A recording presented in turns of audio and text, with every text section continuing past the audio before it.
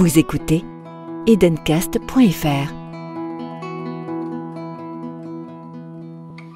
Depuis tout petit, j'ai toujours été attiré par les sports de combat. Et je me disais, bon, c'est pas parce que t'es aveugle que tu peux pas en faire. Il y a sûrement moyen. Donc je me suis inscrit dans mon premier club de judo. Je devais avoir 7-8 ans, quelque chose comme ça. À l'époque, c'était un club de judo adapté, donc on n'avait pas besoin... Enfin, voilà, c'était pas un... Je sais plus si c'était en e-sport, mais en tout cas, c'était quelque chose d'adapté. Donc voilà, j'ai fait ça. Après, j'ai continué un peu... Parce que le judo, ça m'intéressait pas plus que ça, donc j'ai changé, j'ai fait du sambo, un autre sport de combat russe. Et ensuite, j'ai continué à en faire d'autres, comme le jujutsu et d'autres. Bien des années plus tard, je m'inscris dans un club, et donc j'y vais naturellement, tout ça.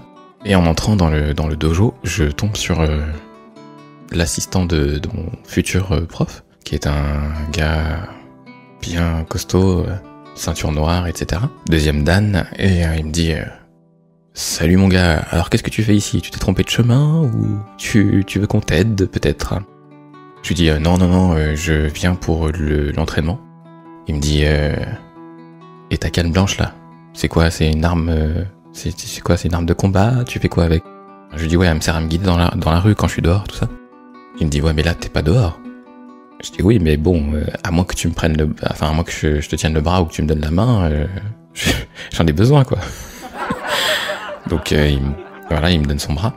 Et du coup, on s'installe, on pose on se change, etc. Et le prof, il vient. C'est un entraîneur aussi c'est aussi un entraîneur des forces de l'ordre, en fait. Enfin, des gendarmes, notamment. Et il vient, tout ça, et on fait connaissance. Il a l'air surpris, quoi, surpris, mais pas plus que ça, en fait. Et il me dit, ouais, c'est bien et tout, tu t'es motivé. En plus, t'es le seul aveugle, ça va être marrant. Je lui dis, ah bon, ça va être marrant? si tu le dis. Et donc, on commence les échauffements, les étirements, tout ça. On commence à faire quelques techniques d'entraînement. Et puis, à un moment, il leur dit, arrêtez tout. Donc on se fige. Et il dit, bon, on va faire un jeu. Vous allez tous mettre des bandeaux. Et on va plonger le dojo dans le noir.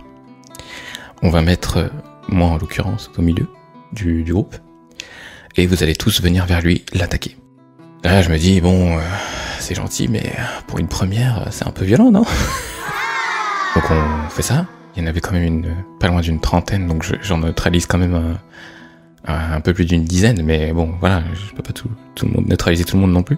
Alors, on s'arrête, et il leur dit, vous voyez, le fait d'être aveugle ou d'avoir un handicap visuel, c'est pas ça qui fait qu'on peut pas surmonter certains obstacles de la vie, quoi.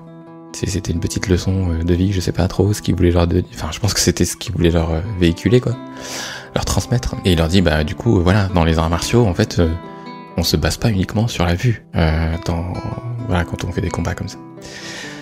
Notamment dans les plus grands maîtres d'arts martiaux, en fait, c'est des gens qui ne font pas uniquement appel à leur vue. Et il y en a même qui combattent les yeux fermés. Et même si j'ai un peu servi de cobaye à mon insu, c'est une petite anecdote qui m'avait marqué positivement. Et voilà, du coup, je voulais vous la raconter sur cette petite chaîne YouTube. Edencast.fr